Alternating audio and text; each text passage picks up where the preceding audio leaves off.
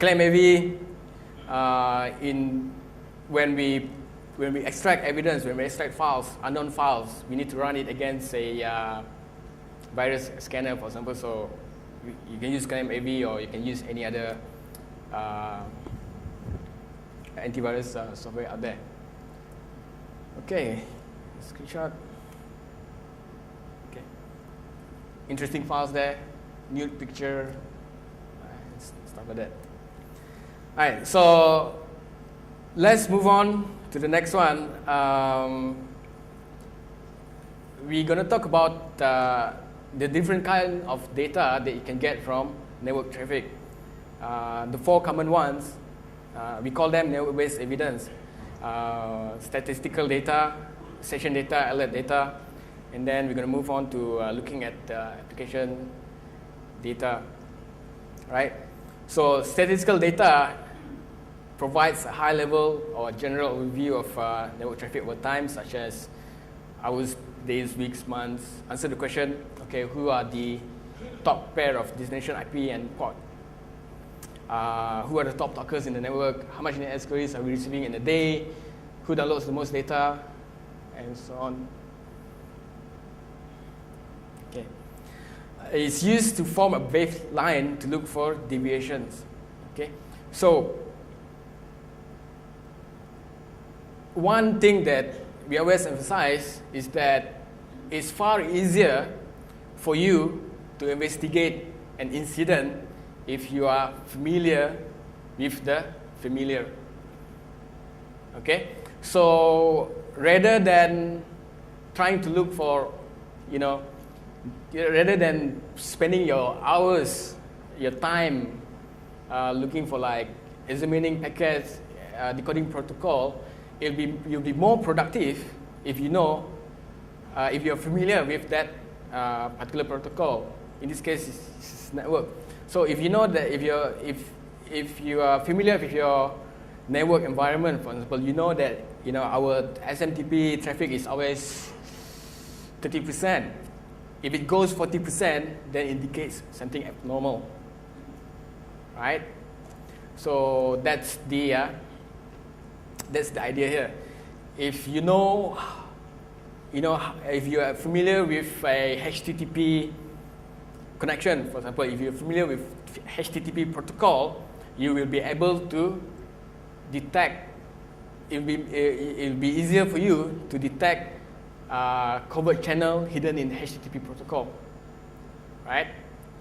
So always, try to familiar yourself with protocols, with your,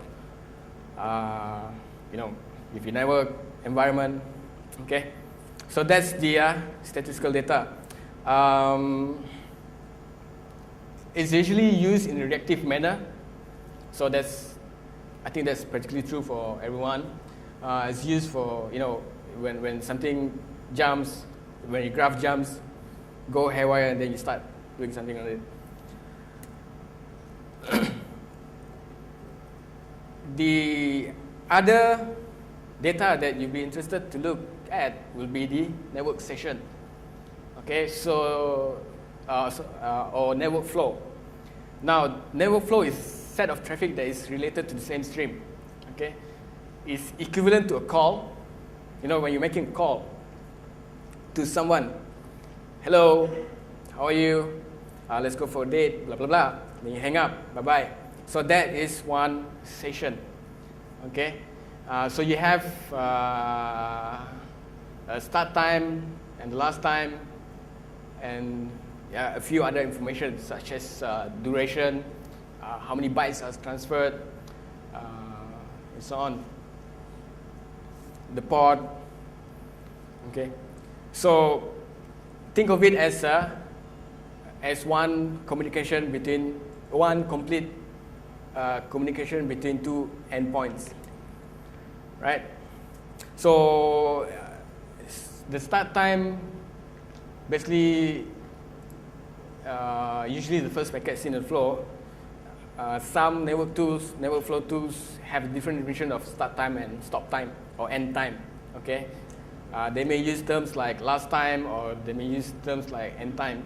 But we normally use start and last time. Okay, and the last time, again, the last time may increase with the age of the flow and depends on the configuration of the flow meter. So, if you're using a software that analyzes flow and reconstruct the session, the flow session automatically, you got to know how it defines the last time. It probably have a configuration that says, okay, the start time, the duration should be 5 minutes, right, or 120 seconds. But so what happens is if you have a long session like HTTP download that takes about 30 minutes, instead of one flow, you're gonna get like six flows. Okay, so there's something to keep in mind.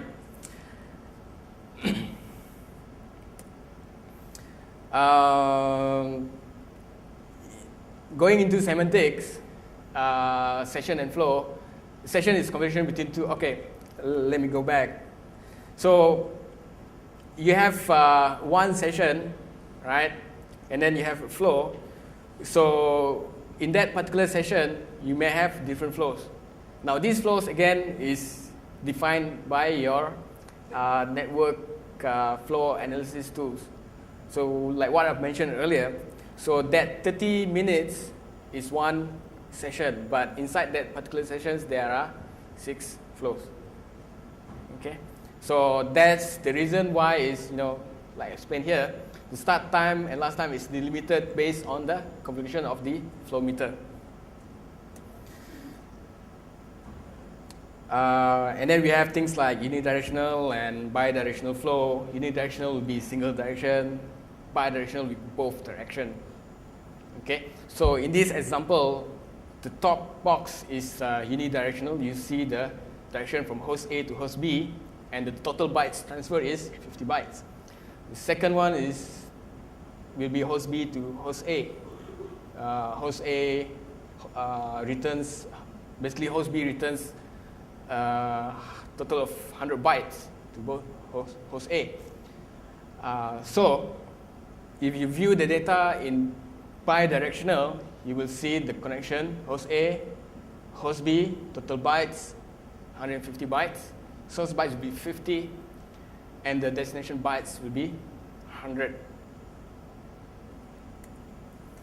So here is unidirectional is one direction at a time, bidirectional is both direction at a time. Okay, and if you've heard of Argus, which is an open source tool for flow analysis, okay, it uses bidirectional model for flow generation, and you can convert the bidirection to uniflow output as well. And if you use Cisco NetFlow version 5, it's unidirectional. So you need to convert it to bidirectional to have a big picture of the particular network session.